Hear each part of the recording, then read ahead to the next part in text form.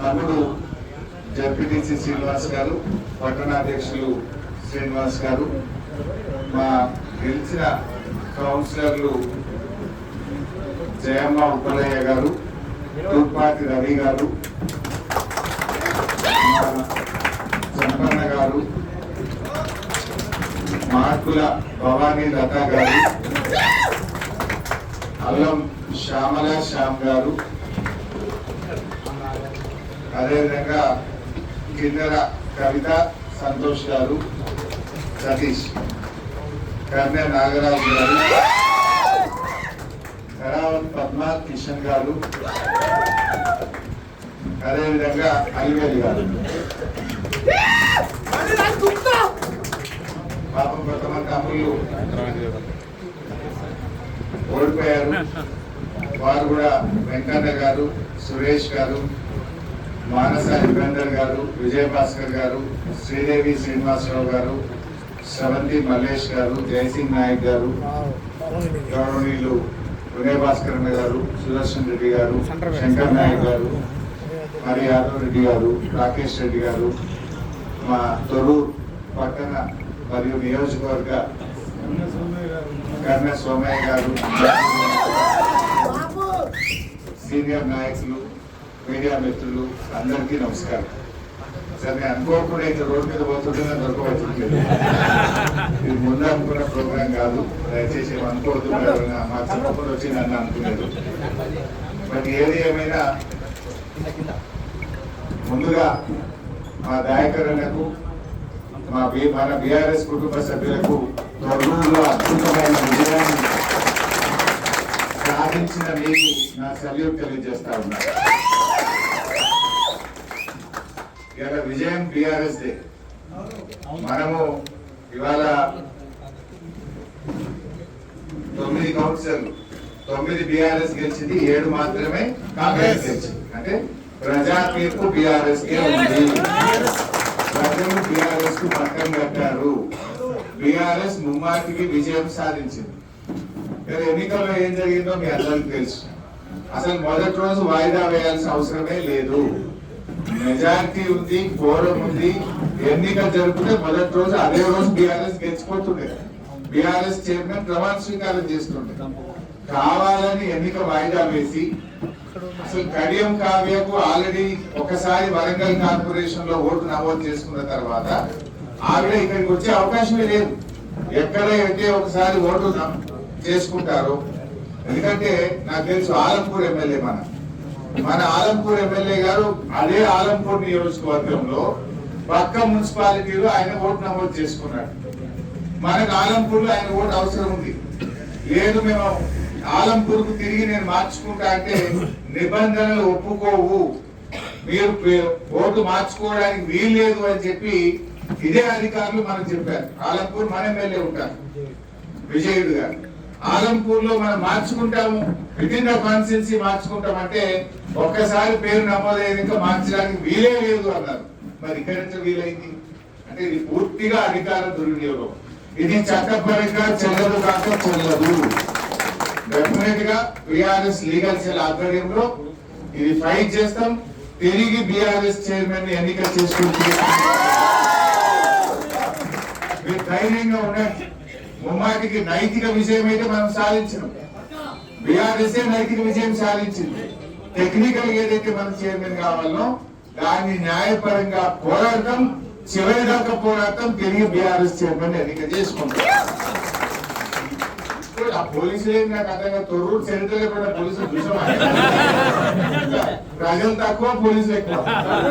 రోడ్ల మీద ప్రజలు తక్కువ, పోలీసులు ఎక్కువ. దుకాణాలు బంద్ పెట్టుడు ఏంటి, ఆ పోలీసులు ఏంటి? అసలు పోలీస్ కవాతు అనేది ఎప్పుడు నిర్వహిస్తారు? ప్రజలకు ధైర్యం ఇవ్వడానికి, ప్రజలకు భద్రత కల్పించడానికి, ప్రజల్లో విశ్వాసం పెంచడానికి. కానీ వీళ్ళు పోలీస్ కవాతు ఎందుకు పెట్టిండ్రు? బీఆర్ఎస్ వాళ్ళను భయపెట్టడానికి, బీఆర్ఎస్ వాళ్ళను చెదరగొట్టడానికి పోలీసులు వాడుకున్నారు. అసలు ఈ రకంగా పోలీసులు మనం వాడితే ఒక కాంగ్రెస్ వాడు వెళ్ళినప్పుడు అసలు మనకి ఇట్లా చేసామా ఎప్పుడన్నా?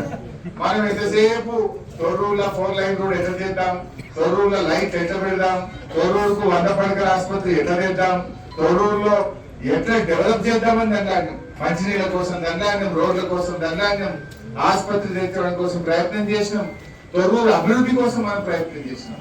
ఇవాళ వీలైంది ఎంతసేపు అధికార దుర్వినియోగం, ఇవాళ కేవలం రాజకీయంగా అధికార దుర్వినియోగానికి పాల్పడ్డారు. రాష్ట్రం మొత్తం కూడా అదే జరిగింది. నిజంగా వరంగల్ జిల్లాలో బీఆర్ఎస్ పార్టీ అద్భుతమైన పర్ఫార్మెన్స్ ఇచ్చింది. ఇంత అధికార దుర్వినియోగానికి పాల్పడి, ఇంత పోలీసులను వాడి, ఇంత విచ్చలవిడిగా వ్యవహరించిన మున్సిపల్ ఎన్నికల్లో కాంగ్రెస్ కు బీఆర్ఎస్ కు ఉన్న ఓట్ల శాతం కేవలం 2.7% తేడా. 2.7%. సర్పంచ్ ఎన్నికలు ఎంత తెలుసా తేడా? బీఆర్ఎస్ కు కాంగ్రెస్ కు సర్పంచ్ ఎన్నికల్లో ఓన్లీ 1% తేడా వరంగల్ జిల్లాలో. ఉమ్మడి వరంగల్ జిల్లాలో 1%. ఇప్పుడే గిట్టుంటే రేపు ఎమ్మెల్యే ఎలక్షన్ నాటికి తుఫాన్ అయిపోతుంది. ఒక్క సీట్ కూడా మిగిలింది. 12 బీఆర్ఎస్ గెలిచి తీరుతుంది. ఇప్పుడు మీరు చూడండి, ఇంత పోలీసులు 1400 మంది పోలీసులు వస్తారు. 1400 ఇంత మంది అప్పుడే తెలిసిపోయింది. 1400 మంది పోలీసులు తొర్రూరుకు వచ్చినారే కాంగ్రెస్ ఓడిపోయింది. కాంగ్రెస్ గతమైన ఎంతమంది పోలీసులు తెచ్చుకున్నారు. పోలీసులను అడ్డం పెట్టుకోరు అంటే ఓటర్ల చేతిలో ఓడిండ్రు, ప్రజలు మిమ్మల్ని ఓడించారు. ఓటర్లు గెలవలేకపోయి పోలీస్ లాఠీతో గెలవాలని ప్రయత్నం చేస్తున్నారు. ఓటర్తో గెలవలేక పోలీస్ లాఠీని అడ్డం పెట్టుకొని అక్రమంగా గెలిచేటువంటి ప్రయత్నం చేస్తున్నారు. కానీ అది నిలవదు. ప్రజలు ఎంత గొప్ప వాళ్ళంటే ఇవాళ తొర్రూరు ప్రజలు బీఆర్ఎస్ పార్టీకి పట్టం కట్టారు. ప్రజా తీర్పును కాల రాస్తే ప్రజల తిరుగుబాటు మామూలుగా ఉండదు. మీకు ఒకటి గుర్తు చేస్తా, 1985లో ఎన్టీ రామారావు గారిని అక్రమంగా దించితే 2 ఏళ్లకి అప్పుడు నాదేళ్ల భాస్కర్ రావు గారు ఆధ్వర్యంలో వెన్నుపోటు జరిగి ఎన్టీ రామారావు దించితే ఈ రాష్ట్రంలో ప్రజా ఆగ్రహం పెళ్లుబిక్కింది కదా. అంటే 1985 ఎన్నికల్లో ఏ రకంగా ఆనాడు ప్రజలు పట్టం కట్టిందో మనం చూసినాం. ఇవాళ కూడా అదే జరుగుతుంది. ప్రజల తీర్పును కాలరాసే విధంగా కాంగ్రెస్ పార్టీ వ్యవహరిస్తుంది. అది తొర్రూరా, అది జనగామ, అది ఇబ్రాహీంపట్నమా, అది కాటన్పల్లె, అది ఆమన్గల, రాష్ట్రంలో ఎక్కడ చూసినా కూడా ప్రజల తీర్పును, ప్రజాస్వామ్యాన్ని కూని చేసింది ఇవాళ కాంగ్రెస్ పార్టీ. ప్రజాస్వామ్యాన్ని అభాసుపాలు చేసింది కాంగ్రెస్ పార్టీ. ఆయన రాహుల్ గాంధీ చేతుల రాజ్యాంగం పట్టుకొని తిరుగుతాడు. మరి రాష్ట్రంలో రాజ్యాంగం కూని అవుతుంటే, పట్టపగలు రాజ్యాంగం హత్య చేస్తుంటే మరి రాహుల్ గాంధీ ఏం చేస్తున్నట్టు అడుగున్నాడు. ఇంకొక మన రాష్ట్రానికి ఇన్ఛార్జ్ వచ్చింది మీనాక్షి నటరాజన్. అప్పుడప్పుడు ఫోటోల కోసం ఆడ కూర్చొని జరగ నడుపుతా ఉంటుంది. ఏది నూలు పడుతుంటే జరగ పట్టుకొని నూలు పట్టినట్టు గాంధేయ సిద్ధాంతాన్ని చూపిస్తున్నది ఈ రాష్ట్ర కాంగ్రెస్ పార్టీ వ్యవహారాల in charge AICC secretary Meenakshi Natarajan. నేను అడుగుతున్నా మీనాక్షి నటరాజన్ గారు, మీ గాంధేయ సిద్ధాంతం మాటలోనే ఉంటుందా, చేతల్లో ఉంటుందా? ఇవాళ తొర్రూరులో రాజ్యాంగాన్ని పట్టపగలు కూలీ చేస్తుంటే నేను ముఖ్యమంత్రిని అడగవా? PCC president ప్రశ్నించవా? గాంధేయవాదం అంటే ఇదేనా? గాంధేయవాదం ముసుగులో ఈ పోలీసుల దాడేంది, అక్రమాలేంది? ఇది ఏ రకమైన సిద్ధాంతమో నేను అడుగుతా ఉన్నా. అసలు ప్రజాస్వామ్యం ఈ రాష్ట్రంలో కూని అయిపోయింది. బట్ ఒకటి మాత్రం మీరు ధైర్యంగా ఉండండి. స్పష్టమైతే ఇంకా 3 ఏళ్ళు 2.5 ఏళ్ళ కాంగ్రెస్ గవర్నమెంట్ ఉంది. సగం అయిపోయింది, సగం ఉన్నది. 2.5 ఏళ్ల ముందే సర్పంచ్ ఎన్నికల్లో వాళ్ళకు మనకు 1% తేడా, మున్సిపల్ ఎన్నికల్లో వాళ్ళకు మనకు 2.7% తేడా. అంటే దగ్గరికి వచ్చిందా లేదా? ఇంకా 2 ఏళ్ళ నాటికి ఏమైతే ఉంటుందా కాంగ్రెస్ పార్టీ? అసలు ఉంటుందా? నేను మీతో కోరేది రవీంద్ర గురించి చెప్పమంటావు. సరే, ఇక అన్ని జరిగింది. నేననేది ఒకటే, మన గవర్నమెంట్ వచ్చేది ఖాయం తప్పి. కేసీఆర్ రేవంత్ రెడ్డి తల కిందికి పెట్టి కాళ్ళు మీదికి పెట్టినా ఇక వాళ్ళ కాంగ్రెస్ పార్టీ రాదు. అది గెలవదు కాక గెలవదు. అసలు ఈ జిల్లాలో కాంగ్రెస్ వాళ్ళు చుట్టూన్నారే. ఒక మంత్రి ఇంకొక మంత్రి మాట్లాడుకుంటారా? అసలు ఓకోలు పడతదా? అసలు వీళ్ళకేమైనా ప్రజల మీద ధ్యాస ఉన్నదా? ఈ కాంగ్రెస్ వాళ్ళకు ఎంతసేపు వాళ్ళ పర్సంటేజ్లు, వాళ్ళ వాటాలు, వాళ్ళ పంచాయతీలు జరిగిపోయినాయి తప్ప ఏదైనా ప్రజల గురించి ఆలోచిస్తున్నారా వీళ్ళు? ఇవాళ వీళ్ళ విషయాలన్నీ బయటపడ్డాయి. అందుకే ఆడ కలవలేదు సమాఖ్య శాఖ దగ్గర మొదలు టెండర్ పిలిస్తే ఎవరికి వచ్చింది? అది దేవాదాయ వాళ్ళే చెప్పింది కదా, మా వాళ్ళకి వచ్చింది టెండర్. సురేఖ మంత్రి గారు బిడ్డని చెప్పింది కదా, ముందు టెండర్లు పిలిచినాం సమాఖ్య శాఖ టెండర్లు, మా మనిషికి టెండర్ వచ్చింది. మా మనిషికి టెండర్ వచ్చిందని చెప్పి టెండర్ రద్దు చేసి దేవాదాయ శాఖ నుంచి ఆర్ఎండ్బి శాఖకు టెండర్ను బదిలీ చేసుకొని పొంగులేటి శ్రీనివాస్ రెడ్డి టెండర్ దక్కించుకున్నాడు అని నేను చెప్పలేదు. ఈ జిల్లా కేబినెట్ మంత్రి బిడ్డని చెప్పింది. టెండర్ల వాటాల పంచాయతీ మంత్రుల మధ్య పైసల కోసం, కమిషన్ల కోసం, టెండర్ల కోసం ఎట్లా తన్నుకసేస్తున్నారో ఈ జిల్లా మంత్రి గారి కుటుంబ సభ్యులే చెప్తున్నారు కదా. ఏం జరిగిందో కూడా మనం చూసినాం కదా. సమ్మక్క సారక్క జాతరకు పోయిన ప్రతి ఒక్కరు కాంగ్రెస్ గవర్నమెంట్ తిట్టుకుంటూనే పోయారు. చివరికి మంత్రి గారి కారు మీదనే దాడి జరిగింది. అంటే అంత దారుణంగా దాన్ని నిర్వహించడంలో ఫెయిల్ అయింది.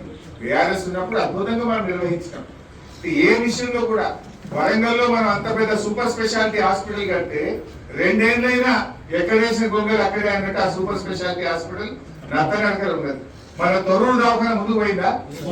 ఆనాడు దయాన్ని నా ఎంబడబడితే నేను ఇక్కడ తొర్రూరులో ఆరోగ్య శాఖ మంత్రిగా బ్రహ్మాండమైన ఆసుపత్రి శాంక్షన్ ఇచ్చి మనం శంకుస్థాపన చేసినాం.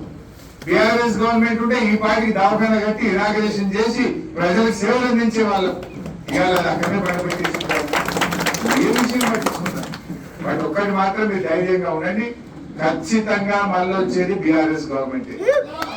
నేను ఈ పోలీసు వాళ్ళకు కూడా చెప్తున్నా, బిడ్డ ఈసారి మాత్రం విడిచిపెట్టాం. విడిచిపెట్టలేదు. పోయినసారి ఎంతసేపు మనం తెలంగాణ తెచ్చిన వాళ్ళం కనుక ఈ తెలంగాణ ఎట్లా మంచిగా చేసుకోవాలని తండ్రి. మన మిషన్ భగీరథ ఎట్లా, మన దేవాదులు ఎట్లా, మన కాళేశ్వరం ఎట్లా, మన చెరువులు ఎట్లా, మన చెక్ డ్యాంలు ఎట్లా, మన దవాఖాన్లు ఎట్లా, మన రోడ్లు ఎట్లా, మన ఊర్లు ఎట్లా అని వాటి గురించి నల్లాడుకుంటేనే మన టైం అంతా పెట్టింది తప్ప వీళ్ళు ఎట్లా దొక్కాలి, వాళ్ళ నాలుగులో తొడ జొరగొట్టాలన్నా, పేర్లు అవి ఆలోచించాలి మనం. కానీ ఇప్పుడు వాళ్ళే నేర్పించింది, మనకి నేర్పించరు కదా. అంతా డబుల్ చేసి చూపిస్తారు. ఎవరెవరైతే చెయ్యి దాటిండో, ఎవరెవరైతే ఎక్స్ట్రా చేసిండో ఆ పోలీస్ అధికారులు, తప్పు చేసి చట్టాన్ని అతిక్రమించిన పోలీస్ అధికారులు తగిన మూల్యం చెల్లించుకోక తప్పదు. అన్ని నోట్ చేసి పెడుతున్నాం. ఎవడెవరు హత్య చేసిండో అన్ని డైరీలో నోట్ చేస్తున్నాం. ఈసారి మేము కేసీఆర్ గారు కాళ్ళు మొక్కైనా సరే హత్య చేసిన పోలీసుల సంగతి అంతు చూసేదాకా ఇచ్చిపెట్టే ప్రశ్నే లేదు. ఎందుకంటే మాకు కూడా ఒక హక్కు ఉంటది. ఇలా మా తమ్ముడు బాలకాసుమాన్ని ఆదిలాబాద్ జైల్లో పెట్టింది. 4గురిని క్యాకన్పల్లిలను అరెస్ట్ చేసి ఆదిలాబాద్ జైల్లో పెట్టింది. మెదక్ లో 13 మందిని అరెస్ట్ చేసుకుపోయి సంగారెడ్డి జైల్లో పెట్టిండ్రు. ఆమన్గల్లో మా తమ్ముళ్ళని తీసుకుపోయి అరెస్ట్ చేసి మహబూబ్ నగర్ జైల్లో పెట్టిండ్రు.